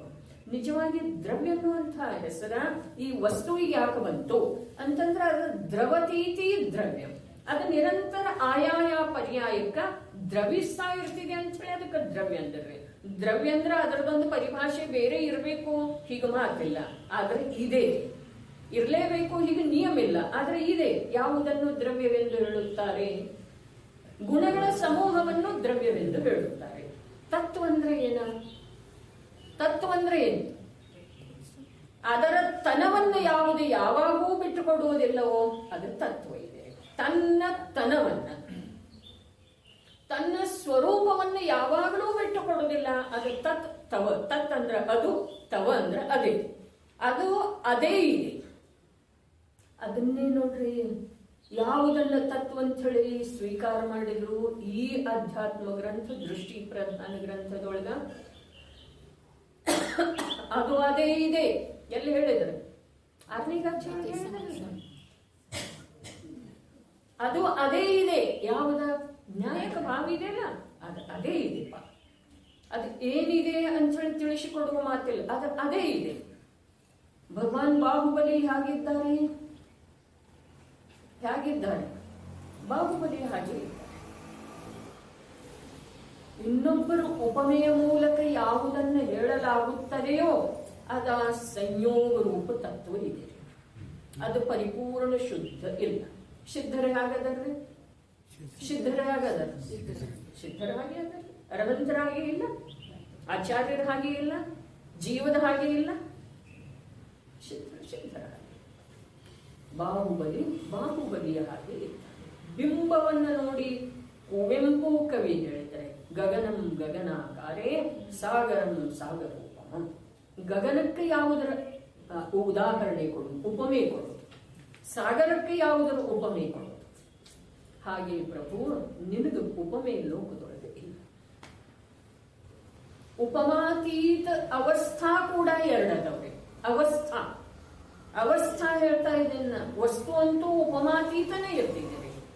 ಅವಸ್ಥಾ ಎರಡದು, ಒಂದು ನಿಗೋಧ, ಒಂದು ಶೀತ. ಅದಕ್ಕೆ ಉಪಮಾ ಅಲ್ಲಿಯ ಸುಖಕ್ಕ ಇಲ್ಲಿಯ ದುಃಖಕ್ಕ, ಅಲ್ಲಿಯ ಸ್ವರೂಪಕ್ಕ ಇಲ್ಲಿಯ ಸ್ವರೂಪ ಕಲಂಕಕ್ಕ ಯಾವ ಉಪಮೇನು ಇಲ್ಲ. ಲೋಕದೊಳಗೆ ಜೀವದ್ದು ಎರಡು ಅವಸ್ಥಾ ಉಪಮಾತೀತದ, ಇನ್ನೊಂದರ ಜೊತೆ ಹೋಲಿಸಿ ಹೇಳಲಿಕ್ಕೆ ಬಂದಿಲ್ಲ. ಮನುಷ್ಯ ಬಹಳಷ್ಟು ಆರಾಮ ಇದ್ದ, ಸುಖಿ ಇದ್ದ ಅಂತಂದ್ರ, ಶ್ರೀಮಂತ ಇದ್ದ ಅಂತಂದ್ರ ಅವನು ಕುಬೇರನ ಹಾಗೆ ಅಂತೇವ್ರಿ. ಸುಖಿ ಇದ್ದ ಅಂದ್ರೆ ಸ್ವರ್ಗದ ದೇವನ ಹಾಗೆ ಅಂತೇವ್ರಿ. ಆ ಸಿದ್ಧರಿಗೆ ಉಪಮಾ ಏನ್ ಕೊಡು, ನಿಗೋದಿಗೆ ಉಪಮಾ ನಾರ್ಕಿ ಹಾಗೆ ಅನ್ನೋದು ಅವು ಉಪಮಾತೀತ ಅವಸ್ಥಾ. ಅದೇ ಪ್ರಕಾರ ಇಲ್ಲಿ ನಮ್ಮದೇನ ಚರ್ಚೆ ನಡೆದಿದೆ, ಒಂದು ಸಮಯದ ಪರಿಣಾಮದೊಳಗೆ. ಯಾರ್ದ ಪರಿಣಾಮ? ಸಮ್ಯಕ್ ದೃಷ್ಟಿಯ ಪರಿಣಾಮ. ಸಮ್ಯಕ್ ದೃಷ್ಟಿ ಅಂತಂದ್ರ 4ನೇ ಗುಣಸ್ಥಾನವಾದಾನ, 5ನೇ ಅದಾನೇನ, 6ನೇ ಅದಂದ್ರು. ಎಲ್ಲಾರು ಬಂದ್ರು ಈ ಮಾತು ಸರಿ. ಆದ್ರ ಪ್ರಾರಂಭದೊಳಗೆ ಏನ್ ಹೇಳಿದಾರೆ? ಈ ಕಲಶದ ಪ್ರಾರಂಭದೊಳಗೆ ಯತಿತನ ಹೇಳಿದಾರಲ್ಲ ಅಣ್ಣ, ಯತಿತನ ಹೇಳಿದಾರೆ. ಯತಿತನ ಮಿಥ್ಯಾ ದೃಷ್ಟಿಯ ಯತಿತನ ಕ್ರಿಯಾ ರೂಪಿದೆ. ಬಹಳ ಅದ್ಭುತ. ಅಲ್ಲೇ ಈ ಜೀವದ ಸಂಪೂರ್ಣ ಗರ್ವ ಗಡಿತಾಗಿ ಹೋಗ್ತಿದ್ದೀರಿ. ಯಾವುದರ ಗರ್ವ? ಆಗಮ ಜ್ಞಾನದ ಗರ್ವ. ಆಗಮ ಜ್ಞಾನದ ಗರ್ವ, ಉಳಿದ ಮಾತು ಇಲ್ಲ. ನಮಗೆಲ್ಲ ಬಹಳ ಇದೆ ಅದ. ಮಿಥ್ಯಾ ದೃಷ್ಟಿಯ ಯತಿತನ ಕ್ರಿಯಾರೂಪ ಇದೆ, ಸಮ್ಯಕ್ ದೃಷ್ಟಿಯ ಯತಿತನ ಶುಭ ಕ್ರಿಯಾರೂಪ. ಇಷ್ಟೇ ರೀ ಮೂಲ. ಆಮೇಲೆ ಅದರದೆಲ್ಲ ವಿಭಾಗನೆ ಮಾಡ್ತಾ ಮಾಡ್ತಾ ಮಾಡ್ತಾ ಮಾಡ್ತಾ ಹೋಗ್ತಾರೆ. ಯಾರ್ದ ಯಾವುದರದ ವಿಭಾಜನೆ ಮಾಡ್ತಾ ಹೋದ್ರು? ಸಮ್ಯಕ್ ದೃಷ್ಟಿಯ ಯತಿತನದ ವಿಭಾಜನೆ ಮಾಡ್ತಾ ಹೋಗಿದ್ದಾರೆ. ಯಾವುದನ್ನು ಬಿಡಿಸ್ತಾ ಹೋದ್ರಿ? ಎಳೆ ಎಳೆಯಾಗಿ ಯಾವುದನ್ನು ಬಿಡಿಸ್ತಾ ಹೋದರೆ, ಯಾವುದರ ಮಧ್ಯದೊಳಗೆ ಗಂಟಿದಾವೆ ಅವುಗಳನ್ನು ಬಿಡಿಸ್ತಾ ಹೋದ್ರೆ ಮಿಥ್ಯಾ ದೃಷ್ಟಿದ್ದು ಮುಗಿತು. ಎಲ್ಲಿ? ಒಂದೇ ವಾಕ್ಯದೊಳಗೆ ಏನ ಕ್ರಿಯಾರೂಪ ಇದೆ, ಮುಗಿತು. ಇವಂದು ಹೇಗಿದ್ದೀರಿ? ಶುಭ ಕ್ರಿಯಾರೂಪ ಇದೆ. ಶುಭ ಯಾಕಂದ್ರು ಒಂದು ಶುದ್ಧ ಜ್ಞಾನದ ಅನುಭೂತಿ ಇದೆ, ಅದರ ಜೊತೆಗೆ ಇವೆಲ್ಲ ಕ್ರಿಯೆ ಇದ್ದಾವೆ. ವ್ರತ, ತಪ, ಸಂಯಮ ಮೊದಲಾದ ಕ್ರಿಯೆ ಅದಾವೆ. ಇವು ಎರಡೂ ಸೇರಿದ್ದಕ್ಕ ಶುಭ ಕ್ರಿಯೆ ಅಂದರೆ. ಸಮ್ಯಕ್ ದರ್ಶನ ಇಲ್ದಿದ್ರ ಕ್ರಿಯೆಗೆ ಶುಭ ಕ್ರಿಯಾ ಅಂತ ಹೇಳಿ ಜೈನ್ ದರ್ಶನಕಾರರ ಅನ್ನೋದಿಲ್ರಿ. ನಾವು ಬೇಕಾದಷ್ಟು ಅಂದ್ಕೊಳ್ಳೋದ್ರಿ ಇಲ್ಲ, ಅವರ ಅಭಿಪ್ರಾಯದೊಳಗಿಲ್ಲ ನೋಡ್ರಿ. ಜ್ಞಾನಿಯ ಅಭಿಪ್ರಾಯವನ್ನು ಎಲ್ಲಿಯವರೆಗೆ ನಾವು ತಿಳ್ಕೊಳ್ಳುವ ಯೋಗ್ಯತೆ ಬರುವುದಿಲ್ಲ, ಅಲ್ಲಿಯವರೆಗೆ ನಮಗೆ ಪ್ರಯೋಜನಭೂತ ಸತ್ವ ಕೈಗೆ ಬರುವುದಿಲ್ಲ. ಜ್ಞಾನಿಯ ಅಭಿಪ್ರಾಯ ಬೇಕ್ರಿ ಅಂಥೇಳಿ ಶಬ್ದ ಸಾಪೇಕ್ಷ ಏನು ಹೇಳಿತ್ತು? ಭಾವಕೋಶ ಮತ್ತು ರಸಕೋಶ. ಭಾವಕೋಶ ಒಂದಿದೆ, ರಸಕೋಶ ಒಂದಿದೆ. ನಾವು ಭಾವಕೋಶದವರೆಗೆ ಹೋಗ್ತಾನೆ ಇಲ್ಲ, ಮತ್ತು ರಸಕೋಶ ಎಲ್ಲಿಂದ ಬರ್ತದೆ? ಜ್ಞಾನಿಗಳ ಅಭಿಪ್ರಾಯ ಏನಿದೆ? ಅವರ ಶಬ್ದದೊಳಗೆ ಭಾವ ಏನಿದೆ? ಶಬ್ದ ಶುಷ್ಕ ಇರುವುದಿಲ್ಲ. ಅಜ್ಞಾನಿಯ ಶಬ್ದ ಶುಷ್ಕನೇ ಇರ್ತವೆ. ಅದಕ್ಕೆ ಅಪ್ಪಾಜಿ ಹೇಳಿದ್ರು, ಕುಂದರ ಶಬ್ದನ ಲೋಕದೊಳಗ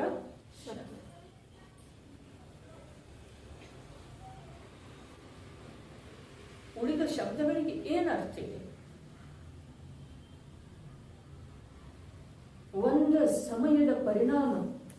ಮೂರ್ಖಶಾಹಿ ಚೌಕಡಿ ಹೊರಟು ಹೋದವನ ಮಾತನ್ನ ನಾಲ್ಕನೇ ಗುಣಸ್ಥಾನವರ್ತಿ ಕಥನ ಮಾಡ್ತಾ ಇದ್ದಾನ್ರಿ ವಿಜಯಣ್ಣ. ರಾಜಮಲ್ಜಿ ಪಾಂಡೆಯ ಪ್ರತಿಭಾ ಇದಿರಲ್ಲ, ಆ ಪ್ರತಿಭಾ ನಮ್ಮನ್ನೆಲ್ಲ ಅಸಂಖ್ಯವಾಗಿ ನಿವಾಳಿ ಎತ್ತಬೇಕು. ನಾವು ಯಾವುದಕ್ಕೆ ಜ್ಞಾನ ಅಂತ ಇದ್ದೆವು, ಎಲ್ಲಿ ಮೆರೀತಾ ಇದ್ದೆವು? ಅದೇ ಕುವೆಂಪು ಹೇಳಿದ, ನಾನ್ ಅಂತ ಹೇಳಿ ಮೆರೆದು ಉರಿಯುವವರೆಲ್ಲ ಇಲ್ಲಿ ಬಂದ ಕಲೀಲಿ ಗುಮ್ಮಟದ ಸಾನ್ನಿಧ್ಯಗಳು. ಕುರುಬರಿ ಅಮ್ಮ, ಎಷ್ಟು ಬಾರಿ ಅವನ ವಚನಕ್ಕೆ ಮಹಿಮಾ ಬರ್ತಿದೆ. ಕುರುಬ ಆಮೇಲೆ ನಾವು ಕುರುಬರ್ರಿ. ಕುರುಬಂತಂದ್ರೆ ಏನ? ಮಿಥ್ಯಾ ಅಜ್ಞಾನಜನ್ಯ ಭಾವಗಳ ಬೆನ್ನ ಹತ್ತಿ ಹೋಗುವಂತ ಕುರುಬರಿ. ಕುರಿಯಿಂದ ಹೋಗ್ತಾ ಅವಂಗ ಕುರುಬ ಅಂತಾರ್ರಿ. ಅಜ್ಞಾನ ಭಾವದ ಹಿಂದನ ಯಾವ ನಿರಂತರ ಧಾವಿಸ್ತಾ ಇದ್ದಾನೋ ಅವನು ಕುರುಬದನ್ರಿ. ನಾವು ತಾವ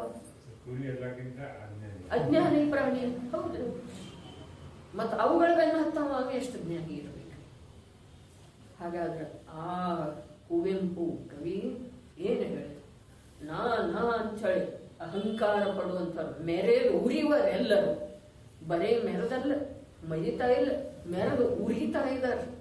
ಅವರೆಲ್ಲ ಬಂದು ಇಲ್ಲಿ ಗೊಮ್ಮಟನ ಸಾನ್ನಿಧ್ಯದೊಳಗೆ ಕಲೀರಿ ಅಂತ ಹೇಳಿ. ಗೊಮ್ಮಟನ ಬಗ್ಗೆ ಹೇಳುವುದರೊಳಗೆ ಗೊಮ್ಮಟನ ಆ ವಿಶಾಲವಾದಂಥ ವ್ಯಕ್ತಿತ್ವ ನಿಜವಾಗಿ ಆ ಹೇಳುವಂಥವನನ್ನ ಸೆರೆ ಹಿಡಿದ ಅವನ ಅಸ್ತಿತ್ವವನ್ನೇ ಇಲ್ಲದಾಗಿಸಿಬಿಡ್ತಿದೆ. ಅಪ್ಪಾಜಿ ಏನು ಹೇಳಿದ್ರು ಗೊಮ್ಮಟನ ಸಲುವಾಗಿ, ಚಕ್ರವರ್ತಿ ಅಲ್ಲದಿದ್ದರನೂ ಚಕ್ರವರ್ತಿಯನ್ನು ಸೋಲಿಸಿದ, ತೀರ್ಥಂಕರ ಅಲ್ಲದಿದ್ದರನೂ ತೀರ್ಥಂಕರಿಗಿಂತ ಮೊದಲು ಮೋಕ್ಷಕ್ಕೆ ಹೋದರು. ಆ ಗೊಮ್ಮಟನ ಪರಂಪರೆಯವರು ನಾವಿದ್ದುಕೊಂಡು ನಮ್ಮಲ್ಲೇ ತಂಡದಲ್ಲೇ ಸಮಾಜದಲ್ಲೇ ವ್ಯಕ್ತಿಯಲ್ಲೇ ಭಿನ್ನಾಭಿಪ್ರಾಯ ಹೊಂದಿದ್ದೇವೆ.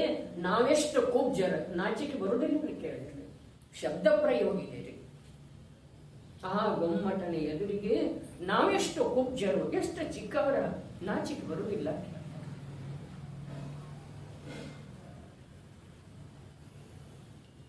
ಇಲ್ಲೇನು ನಡೆದಿದೆ? ರಾಜಮಲ್ಜಿ ಪಾಂಡೆ 6ನೇ ಗುಣಸ್ಥಾನ ಸ್ಥಿತ ಸಾಧಕ ಜೀವದ ಅಂತರಂಗವನ್ನ ಬಿಡಿಸಿ ತೋರಿಸ್ತಾ ಇದ್ದಾರೆ ಸ್ಪಷ್ಟ ಅಂಗೈನಲ್ಲಿ. ಹಾಗೆ ಅಂತರಂಗವನ್ನ ತೆರೆದು ತೋರಿಸ್ತಾ ಇದ್ರು. ಪೂರಾ ಕಲಶ ಓದೋದು 100 ಬಾರಿ 1000 ಬಾರಿ ಬರೆಯೋದ್ರೆ ಎಷ್ಟು ಸರ್ತಿ ಓದಿದ್ದೇನೆ ಅನ್ನೋದ. ರಾಜಮಲ್ಜಿ ಪಾಂಡೆ ಉಪಕಾರ ಎಷ್ಟ ಅನ್ನೋದು ತಿಳ್ಕೊ ಬರ್ತೀವಿ. ಮತ್ತು ಯಾವ ಸಾಧು ಪುರುಷನಲ್ಲ, ಸಜ್ಜನ ಪುರುಷನಲ್ಲ, ಅವನು ಕೃತೋಪಕಾರವನ್ನು ಎಂದೂ ಮರೆಯುವುದಿಲ್ಲ. ಉಪಕಾರವನ್ನು ಯಾವ ಮರಿತನೋ ಅವನು ದುರ್ಜನ. ಈ ಕೃತೋಪಕಾರ ಯಾರ್ಯಾರ್ದು? ರಾಜಮಲ್ಜಿ ಪಾಂಡೆದ್ದು.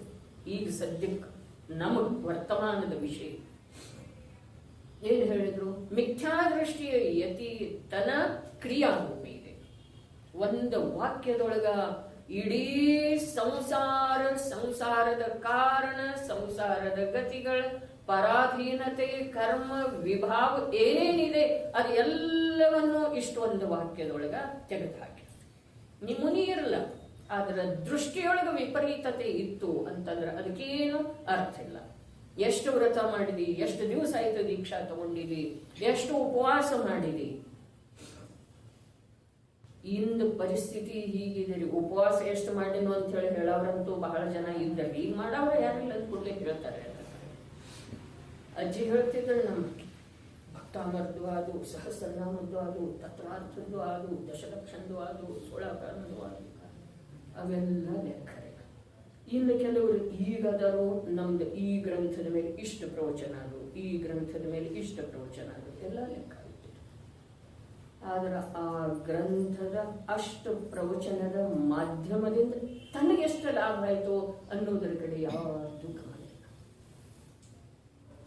ಹಾಗಾದ್ರೆ ಉದಯ ಈ ಜೀವವನ್ನ ವಂಚಿಸ್ತಾ ಇದೆಯೋ ಅಥವಾ ಇಲ್ಲ? ಉದಯ ವಂಚಿಸ್ತಾ ಇದೆ. ಯಾವುದರ ಉದಯ? ಯಾವುದನ್ನ ನಾವು ಪುಣ್ಯ ಅಂತೇವಲ್ಲ ಆ ಪುಣ್ಯ. ಯಾರು ಓದಲೇ ಇಲ್ಲ ಅವರು ಸಹಜ ಸ್ವೀಕಾರ ಮಾಡ್ತಾರೆ, ಇನ್ನು ನಾನು ಯಾವುದು ಪೂರ್ಣ ಓದಿಲ್ಲ.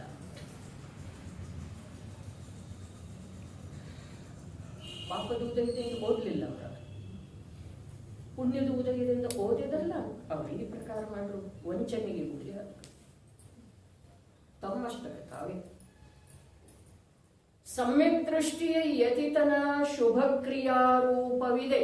ಅದರದ ಇಷ್ಟೆಲ್ಲ ಟೀಕಾ ಇದೆ. ಆ ಟೀಕಾಕ ಅಮೃತ ಚಂದ್ರಾಚಾರ್ಯರ ಶ್ಲೋಕದೊಳಗಿನ ಶಬ್ದಾವಲಿಗಳ ಆಧಾರ ತಗೊಂಡಿದ್ದಾರೆ. ಅದರ ಮೇಲೆ ಟೀಕಾ ಬರ್ತಾರೋ ಅನ್ನೋದು ಭ್ರಮೆ ಬಿಟ್ಟು ಬಿಡೋಣ. ಅದೇನು ವಾಕ್ಯ ಇದೆಲ್ಲ ಪ್ರಾರಂಭಕ್ಕ ಮಿಥ್ಯಾದೃಷ್ಟಿಯ ಯತಿತನ ಕ್ರಿಯಾರೂಪ ಇದೆ, ಸಮ್ಯಕ್ ದೃಷ್ಟಿಯ ಯತಿತನ ಶುಭ ಕ್ರಿಯಾರೂಪ ಇದೆ. ಇಷ್ಟು ಹೇಳಿದ ನಂತರ ಆ ಮೊದಲನೇ ವಾಕ್ಯದ ಮುಗಿತು. ಅದರ ಮೇಲೆ ಟೀಕಾ ಬರೆಯುವಂಥದ್ದು ಏನಿಲ್ಲ. ಆ ಎರಡನೇ ವಾಕ್ಯ ಏನಿದೆಯಲ್ಲ, ಸಮ್ಯಕ್ ದೃಷ್ಟಿಯ ಯತಿತನ ಶುಭ ಕ್ರಿಯಾರೂಪ ಇದೆ. ಅದರದ್ದು ಇಷ್ಟೆಲ್ಲ ವಿಸ್ತಾರ ಮಾಡಿದರು. ಮಧ್ಯದೊಳಗ ಅಮೃತ ಚಂದ್ರಾಚಾರ್ಯ ದೇವರ ಆ ಪದಾವಲಿ ಶಬ್ದಾವಲಿಗಳನ್ನ ಆಧಾರ ತಗೊಂಡು ಆಗ್ತಿದೆ. ಈ ದೃಷ್ಟಿಕೋನದಿಂದ ಅದನ್ನು ಓದಿ ನೋಡ್ರಿ, ಎಷ್ಟು ಧನ್ಯ ಅನ್ನಿಸ್ತಿದೆ ನಮ್ಮ ಜೀವನ. ನಮಗ ಸಮರ್ಪಿತ ಆಗ್ತಿದೆ. ಈ ಮಿಥ್ಯಾ ಅಭಿಮಾನ ಎಲ್ಲವೂ ಕಳೆದು ಹೋಗ್ತಿದೆ, ಮಾಯಾಗಿ ಹೋಗ್ತಿದೆ. ವಾಸ್ತವಿಕತೆ ಅಲ್ಲಿ ಉದಿಸಿ ಬರುಸ್ತಾ ಇರ್ತಿದೆ. ಎಲ್ಲ ಕಸ ಕಡ್ಡಿ ಕಿತ್ತಿ ಹಾಕಿದ ನಂತರ ಅಲ್ಲಿ ಬೀಜಾರೋಪಣ ಆಗ್ತಿದೆ. ಎಲ್ಲ ಕಸ ಇರುವತ್ತು ಬಿಡ, ನಮಗೇನ್ ಮಾಡೋದಿದೆ ಆ ಕಸ ತಗೊಂಡ ಅಂತ ಹೇಳಿ ಬೀಜ ಹಾಕಿದ್ರೆ ಬೆಳಿತಿದೆ ಯಾವುದ್ರಿ? ಆ ಕಸದ ಮಧ್ಯದೊಳಗ ಅದು ಮೊಳೆತು ಬರೋದನ್ನು ಅಸಾಧ್ಯ, ಸಂಶಯಾಸ್ಪದ. ಬಂದ್ರೂ ಕೂಡ ಈಗಾಗಲೇ ಬಹಳಷ್ಟು ಅದರ ಸಾಮ್ರಾಜ್ಯ ಇರುವ ಬೆಳೆದೊಳಗ ಇದೆಲ್ಲಿ ಬೆಳೆಯೋದ್ರಿ? ಒಂದ್ ವೇಳೆ ಮೊಳೆತನೂ ಬೆಳೆಯೋದು ಯಾಕೆ ಸಾಧ್ಯ ಇದೆ? ನೀರ ಖತ ಹಾಕಿದ್ರೂ ಅವೇ ಎಲ್ಲ ತಿಂದು ಬಿಡ್ತಾವ್ರೆ. ಯಾವ ಕಸ? ಹಾಗಾದ್ರೆ ನಮ್ಮಲ್ಲಿ ಕಸ ಯಾವುದಿದೆ, ನಾವು ನೀರ ಖತ ಯಾವುದಕ್ಕೆ ಹಾಕ್ತಾ ಇದ್ವು, ಇದನ್ನೆಲ್ಲ ನಾನು ಬಿಡಿಸಿ ಹೇಳೋದಿಲ್ಲ. ತಮ್ಮಷ್ಟಕ್ಕೆ ತಾವ, ನಮ್ಮಷ್ಟಕ್ಕೆ ನಾವು, ನಿಮ್ದು ಹೇಳ್ಬೇಕಾದ್ರೆ ತಮ್ಮಷ್ಟಕ್ಕೆ ತಾವನ್ನು, ನಮ್ಮಷ್ಟಕ್ಕೆ ನಾವು ನೋಡ್ಕೊಳ್ಳುತ್ತೆ. ನಮ್ಮಂತ ಕಸ ಯಾವುದಿದೆ, ಬೀಜ ಯಾವ್ದು ಹಾಕಬೇಕಂತೇವೆ, ಬೀಜ ಯಾವುದು ನಿಜವಾಗಿ ಪ್ರಾಪ್ತಿ ಇದೆ, ಕೈಯಲ್ಲಿ ಹಿಡ್ಕೊಂಡಿದ್ದೇವೆ, ಅದರ ಪ್ರಮಾದದಿಂದ ಕಸ ತೆಗಿತಾ ಇಲ್ಲ. ಕೈಯಲ್ಲಿ ಹಿಡ್ಕೊಂಡಿದ್ದೇವೆ, ಅದನ್ನು ನೆಡುವ ಸಲುವಾಗಿ ಭೂಮಿ ಶುದ್ಧ ಇಲ್ಲ ಅಂತ ಹೇಳಿ ಜ್ಞಾನಿಗಳು ಹೇಳಿದ ಮೇಲೆ ಆ ಭೂಮಿ ಶುದ್ಧ ಆಗುವ ಸಲುವಾಗಿ ಯಾವ ಪ್ರಯತ್ನ ಮಾಡಲಿಲ್ಲ. ಅದನ್ನು ಕೈಯಲ್ಲಿ ಹಿಡ್ಕೊಂಡನ ಕೈ ಕಳ್ಕೊಳ್ತೇವೆ, ಅರ್ಥಾತ್ ಭವಪೂರ್ಣ. ಕಸ ತೆಗೆಯುವುದ ಸಲುವಾಗಿ ಪ್ರಮಾದ ಇದೆ. ಕಸ ಯಾವುದಿದೆ? ಅನಾದಿ ಕಾಲ ಯಾವ ದ್ರವ್ಯಲಿಂಗೀತನ ಸ್ವೀಕಾರ ಮಾಡಿದ 11 ಅಂಗ 9 ಪೂರ್ವದ ಪಾಠಿಯಾದ ಯಾವ್ರೆ ಅಲ್ಲ, ಈಜಿ ಎಲ್ಲರೂ ಆಗಿದರು. ಅದೇ ಅನಂತ ಬಾರಿ ಇದೆ, ಒಂದೇ ಬಾರಿ ಅಲ್ಲ. 11 ಅಂಗ 9 ಪೂರ್ವದ ಪಾಠಿ ಅನಂತ ಬಾರಿ ನೀವೆಲ್ಲರೂ ಆಗಿದ್ದೀವಿ. ಅಭವ್ಯ ಆಗಿದ್ದಾನ್ರಿ ಅನಂತ ಬಾರಿ. ದಿಗಂಬರ ದೀಕ್ಷೆ ಧಾರಣ ಮಾಡಿದ್ದೀವಿ. ಆದ್ರೆ ಈ ಸೂಕ್ಷ್ಮತೆಯನ್ನ ಒಳಗಡೆ ನೋಡೋದು ತಿಳಿಲಿಲ್ಲ ನಮ್ಗೆ. ಯಾವ ದೋಷದ ನಿವಾರಣೆ ಮಾಡುವುದರಿಂದ ಯಾವುದೂ ಫಲ ಇಲ್ಲವೋ ಆ ದೋಷದ ನಿವಾರಣೆ ಮಾಡುವ ಚೇಷ್ಟೆ ಮಾಡ್ತಾ ಕೂತಿದ್ದೇವ್ರಿ. ಶರೀರ ಮಲಿನ ಇದೆ, ಅದನ್ನು ಶುಚಿಗೊಳಿಸುವುದರಿಂದ ಆತ್ಮನಿಗೆ ಯಾವ ಲಾಭನೂ ಇಲ್ಲ. ಆದ್ರೆ ಅದರೊಳಗೆ ಎಷ್ಟು ಸಮಯ? ಶರೀರದೊಳಗ ಹಾಕಲ್ಪಟ್ಟಂತಹ ಉತ್ತಮೋತ್ತಮ ಭಕ್ಷ್ಯ ಪದಾರ್ಥಗಳು ಕೂಡ ಕ್ಷಣ ಮಾತ್ರದೊಳಗ ಮಲಿನ ಜುಗುಪ್ಸಾದಾಯಕ ಆಗಿ ಹೋಗ್ತವೆ. ಹಾಗಾದ್ರೆ ಅದ್ರ ಸಲುವಾಗಿ ಎಷ್ಟು ಸಮಯ ಯೋಚನೆ ಮಾಡುವುದಿದೆ?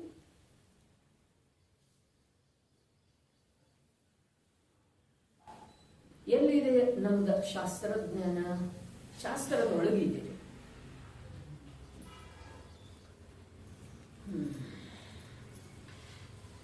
ಇದು ಈ ಕಲಶ ಅಂತೂ ಆಗಿಲ್ಲ. ಈಗ ನಾವು ಕೊನೆಯ ವಾಕ್ಯಕ್ಕೆ ಬಂದಿದ್ದೇವ್ರಿ. ಮಧ್ಯದ ಪದಖಂಡದ ಅರ್ಥ ಮಾಡೋದಿದೆ. ಆದ್ರೆ ಕೊನೆಗೆ 2 ವಿಶೇಷಣ ಅದಾವಲ್ಲ ಜ್ಞಾನದ್ದು, ಅವನ್ನ ನೋಡ್ಕೊಂಡು ಮತ್ತೆ ಈ ಮಧ್ಯದ ಪದಖಂಡದ ಕಡೆಗೆ ಹೋಗೋದಿದ್ದೇವೆ. ಹೇಗಿದೆ ಶುದ್ಧ ಜ್ಞಾನವು? ಹೇಗಿದೆ? ಪರಮಂ, ಲಾಸ್ಟ್ ವಾಕ್ಯ, ಸರ್ವೋತ್ಕೃಷ್ಟವಿದೆ. ಮತ್ತೆ ಆಗಿದೆ ಪೂಜ್ಯವಿದೆ. ಯಾರೆಂದರೆ ಯಾರಿಂದ ಪೂಜ್ಯ ಇದೆ? ಪೂಜ್ಯ ಇದೆ, ಹೌದು. ಯಾರಿಂದ ಪೂಜ್ಯ ಇದೆ? ತ್ರಿಲೋಕ್ಯಾತಕ ಅದನ್ನು ಪೂಜಿಸುತ್ತಿದ್ದೇವೆ. ಯಾರಿಂದ ಪೂಜ್ಯ ಇದೆ? ತನ್ನಿಂದ ತಾನು ಪೂಜ್ಯ ಇದೆ. ಪೂಜ್ಯ ಇದೆ ಅಂತ ಹೇಳಿದ್ರೆ ಬರುವ ಮಾತಿಲ್ರಿ ಅನ್ನ. ಪೂಜ್ಯ ಯಾರಿಗಿದೆ ವಿಚಾರ ಮಾಡ್ಕೊಂಡು ಬರ್ರಿ. ಪೂಜಕರು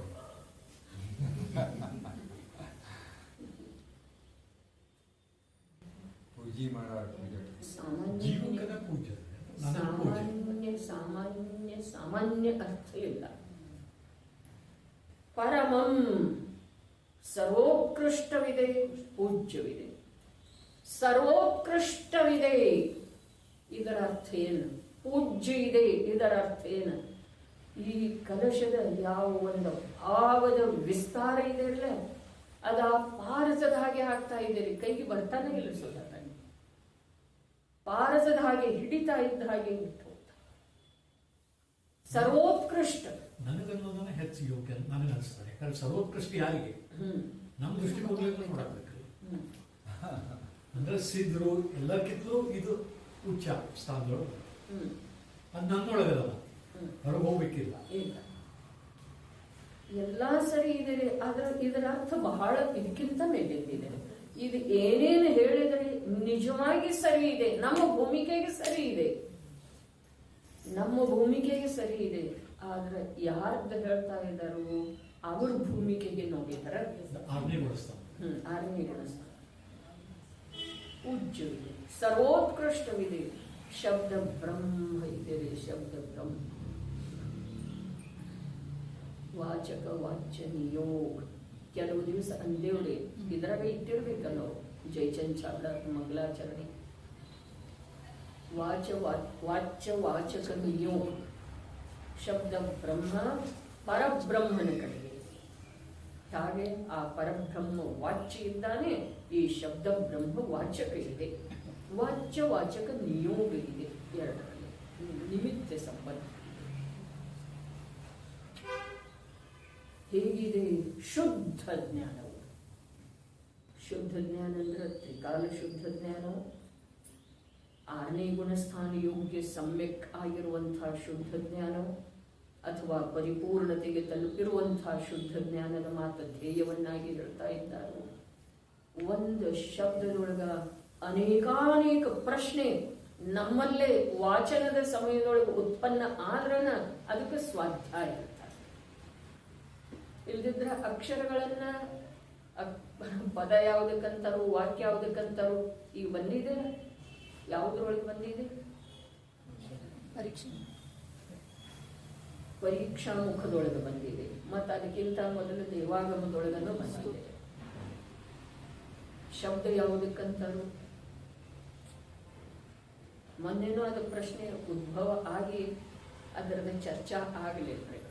ಯಾಕಂದ್ರೆ ಇನ್ನೂ ಓದಿರ್ಲಿಕ್ಕಿಲ್ಲ ಅನ್ಕೊಂಡೆ. ಈಗ ಪರೀಕ್ಷಾ ಮುಖದೊಳಗೆ ಅಂತೇಳಿ ಹೇಳಿದ ಮೇಲೆ ಓದಿದೆ. ಅದಕ್ಕಿಂತ ಮೊದಲು ಆಪ್ತ ಮೀಮಾಂಸೆ ಬಂದಿದೆ ಅಂದ್ಮೇಲೆ ಓದಿ ಅದಕ್ಕೆ ಬೇಕು. ಶಬ್ದ ಯಾವುದಕ್ಕೆ?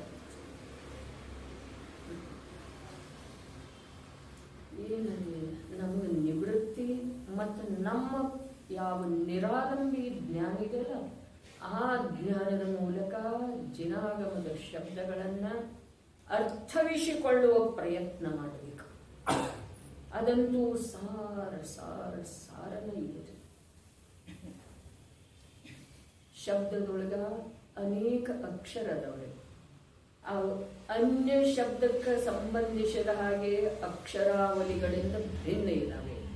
ಮತ್ತು ಆ ಯಾವ ಶಬ್ದದೊಳಗೆ ಸಮಾವೇಶಿದಾವೆ ಅದರಿಂದ ಅವಿರೋಧಿ ಅರ್ಥವನ್ನ ಹೊಂದಿರ್ತವೆ.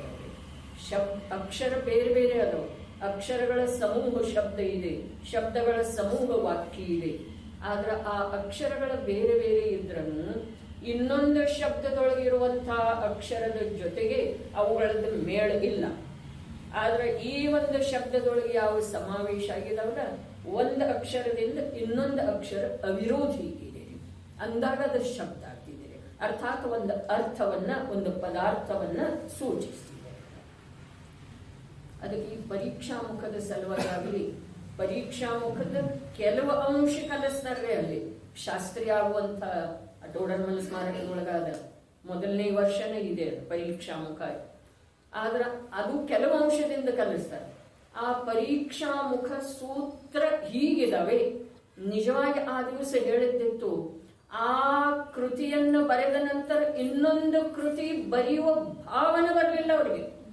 ಉಮಾಸ್ವಾಮಿ ಆಚಾರ್ಯರ ತತ್ವಾರ್ಥ ಸೂತ್ರ ಬರೆದರು, ಅವರು ಇನ್ನೊಂದು ಯಾವ ಗ್ರಂಥನೂ ಬರೆಯಲಿಲ್ಲ. ಮಾಣಿಕ್ಯನಂದಿ ಆಚಾರ್ಯ ಪರೀಕ್ಷಾ ಮುಖ ಸೂತ್ರ ಬರೆದರು, ಅವರು ಇನ್ನೊಂದು ಯಾವ ಕೃತಿನೂ ಬರೆಯಲಿಲ್ಲ.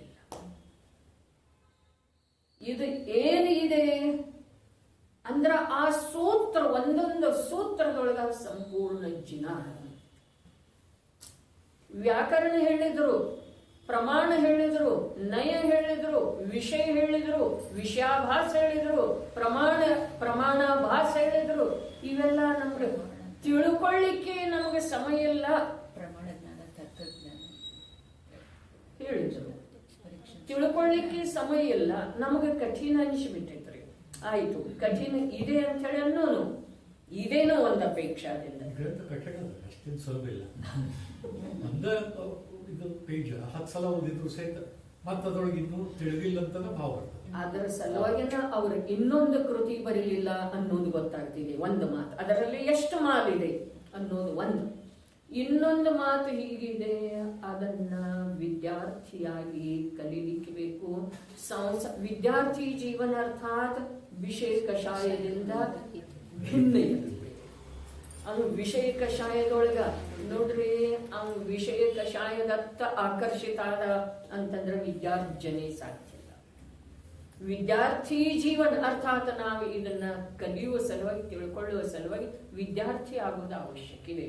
ನಾವು ಸ್ವಲ್ಪ ಯಾಕೆ ಹೊಲಿತು ಗುಣಸ್ಥಾನ ಮತ್ತು ಈ ಯಾವುದದ ಜೈನ ಸಿದ್ಧಾಂತ ವಿದ್ಯಾರ್ಥಿಯಾಗಿ ಕಲ್ತಿದ್ದೇವೆ, ಪರೀಕ್ಷಾ ಕೊಟ್ಟಿದ್ದೇವೆ ಅಂತ ಹೇಳಿ ಅದು ನಮ್ಮ ಬುದ್ಧಿಯೊಳಗಿದ್ದು ಯಾವಾಗೂ ಹೋಗುದಿಲ್ಲ. ಅದಕ್ಕೆ ಈ ಪರೀಕ್ಷಾ ಮುಖ ಸೂತ್ರ ಅಥವಾ ದೇವಾಗಮದ ಸಲುವಾಗಿ ಕೂಡ ಸ್ವಲ್ಪ ನಿವೃತ್ತಿ ತಗೊಂಡು ವಿಷಯ ಕಷಾಯದ ಇಚ್ಛೆಯನ್ನೆಲ್ಲ ಸಂಕುಚಿತಗೊಳಿಸಿ ಇದರದ ಅಧ್ಯಯನ ಅರ್ಥಾತ್ ಕಲೀಲಿಕ್ಕೆ ಬೇಕ್ರಿ ವಿದ್ಯಾರ್ಥಿಯಾಗಿ. ಈಗ 6ನೇ 7ನೇ 9ನೇ ಮೆಟ್ಟಲಲ್ಲ, ಅವ್ರಿಗೆ ಭಯಂಕರ ವಿಷಯ ಅದಾವ. 10ನೇ ಎತ್ತಿಗೆ ಆ ವಿಷಯದೆಲ್ಲ ಸಾರಿ ಆ ಟೈಮ್ಗೆ ಬುದ್ಧಿದ ವಿಕಾಸ ಬುದ್ಧಿದ ವಿಕಾಸ ಅರ್ಥಾತ್ ಆ ಬುದ್ಧಿಯ ವಿಕಾಸಕ್ಕೆ ಅವೆಲ್ಲ ನಿಮಿತ್ತ ಅದವ್ರಿ. ಬುದ್ಧಿ ವಿಕಸಿತನ ಆಗ್ತಾ ಇರ್ತಿದೆ ಆ ಸಮಯದೊಳಗ. ಅದು ವಿಕಸಿತ ಆಗುವ ಸಲುವಾಗಿ ಅವು ಖತ್ ಪಾನಿ ಅದವ್ರಿ. ಒಂದು ಮಾತು. ಎರಡನೇದ, ಯಾವಾಗನು ವಿದ್ಯಾ ಅಧ್ಯಾತ್ಮ ವಿದ್ಯಾ ಇರ್ಲಿ ಯಾವುದೂ ಇರ್ಲಿ ಅದರ ಸಲುವಾಗಿ ನಿವೃತ್ತಿ ಬೇಕು, ವಿಷಯ ಕಷಾಯದ ತ್ಯಾಗ ಬೇಕು. ಅದು ವಿನಃ ಸ್ಪಷ್ಟ ಶಬ್ದದೊಳಗೆ ಹೇಳಿದ್ರೆ ಬ್ರಹ್ಮಚರ್ಯ ಬೇಕು, ರಸನೇಂದ್ರಿಯದ ಮೇಲೆ ನಿಗ್ರಹ ಬೇಕು, ರಸಾದಿಗಳನ್ನ ತ್ಯಾಗ ಬೇಕು. ಟೋಡರ್ಮಲ್ಲರ ಕಥೆ ಓದ್ತೇವಲ್ಲ, ಓದಿದೇವ ಅಥವಾ ಇಲ್ರಿ? ಗೊಮ್ಮಟ ಸಾರದ ಮೇಲೆ ಟೀಕಾ ಬರೆಯುವೊಳಗ ಎಷ್ಟೋ ದಿವಸ ಅವ್ರ ತಾಯಿ ಅಡುಗೆಗೆ ಲವಣವನ್ನೇ ಬೆರೆಸಿರಲಿಲ್ಲ. ಅದು ಯಾವಾಗ ಪೂರ್ಣ ಆಯ್ತು ಆವಾಗ ಮಾರನೇ ದಿವಸ ಕೇಳ್ತಾ ಇದ್ದಾರೆ ಟೋಡರ್ಮಲ್ಲ, ಏನಮ್ಮ ಇವತ್ತು ಲವಣನೇ ಹಾಕಿಲ್ಲ, ಎಷ್ಟೋ ದಿವಸದಿಂದ ಹಾಕ್ತಾ ಇಲ್ಲಪ್ಪ ಅಂತ ಹೇಳಿದಾರೆ. ಹಾಗೆ ಆದ್ರೆ ವಿಷಯ ತಿಳಿತಿದೆ, ಇಲ್ಲಿದ್ರೆ ಇಲ್ಲ. ಅಲ್ಲಿ ಹೋದ್ಮೇಲೆ ಅಲ್ಲಿ ಹಾಗೆ, ಇಲ್ಲಿ ಹೋದ್ಮೇಲೆ ಇಲ್ಲಿ ಹಾಗೆ, ಮತ್ತೊಂದ್ ಕಡೆ ಹೋದ್ಮೇಲೆ ಮತ್ತೊಂದು, ಸಂಪೂರ್ಣ ನಾವು ಸಮರ್ಪಿತ ಪ್ರತಿಯೊಂದರೊಳಗೆ ಇದ್ದ ಮೇಲೆ ನಮಗೆ ಯಾವ್ದು ಲಾಭ ಆಗೋದು? ಅದರ ಸಲುವಾಗಿ ಪ್ರಯೋಗ ಅಂತ ಹೇಳಿ ನಿವೃತ್ತಿ ತಗೊಂಡು ಈಗ ಹೋಗೋದಿದೆ. 16 ದಿವಸ ಮನಸ್ಸು ಮಾಡಿದ್ದಿದೆ. ಹೆಚ್ಚಂದ್ರೆ ಹೆಚ್ಚನ್ನು ನಿಲ್ಲೋದು ಎಲ್ಲಾರ್ದು ತಯಾರಿ ಇತ್ತು ಅಂತಂದ್ರೆ ನಿಲ್ಲೋದಿಕ್ಕೆ. ನನಗಂತೂ ಹಿಂದೆಲ್ಲ ಮುಂದೆಲ್ಲ ಆ ಕಡೆ ಇಲ್ಲ ಈ ಕಡೆ ಇಲ್ಲ, ಹೌದೇನು? ಯಾವುದರ ವಿಷಯ ತಗೊಂಡು ಕೂಡೋದಿತ್ತು. ನಾನಂತೂ ವಿಷಯ ತಗೊಂಡು ಕೂಡುವಾಡಿದ್ದೆ. ನೀವೆಲ್ಲರೂ ನನಗೆ ಸಹಕಾರಿ ಅಂತ ಹೇಳಿ ನಾನು ಹೇಳಿದ್ದೆ. ನಿಮಗ್ ಬೇಕಾಗಿದ್ರ ಆ ವಿಷಯದ ಚರ್ಚೆ ಆಗೋದು. ಇನ್ನು ರತ್ನಕರಣಕ್ಕೆ ಓದಾಕತ್ತಿದ್ವಿ, ಭಕ್ತ ಅದಕ್ಕೆ ಇವೆ ಹಂಗಾಗ್ತಿತ್ತು. ಆಮೇಲೆ ಕರೆ ಮಾಡ್ಕೊಳ್ಳೋ ರತ್ನಕರಣಕ ಅನ್ನೋದು ಬರ್ತಾಯಿತ್ತು. ಅದನ್ನ ಅದು ತಗೋತಿರೋ, ದಿವಾಗಮ್ ತಗೋತಿರೋ, ಅಂದ್ರೆ ಆ ಗ್ರಂಥ ನಾವು ಹಿಂದಿದವ್ರಿಗೆ ಅದು ಹಿಂದಿ ಪುಸ್ತಕ ತಗೊಂಬರ ಅದಿನ್ನ ಅವಾಗ ಐತ್ರಿ. ಯಾವಾಗ